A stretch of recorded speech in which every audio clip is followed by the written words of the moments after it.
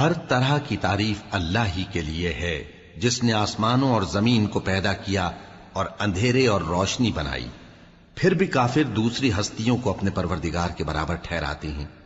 وہی تو ہے جس نے تم کو مٹی سے پیدا کیا، پھر مرنے کا ایک وقت مقرر کر دیا اور ایک مدت اس کے ہاں اور مقرر ہے، پھر بھی تمہیں کافروں اس بارے میں شک کرتے ہو۔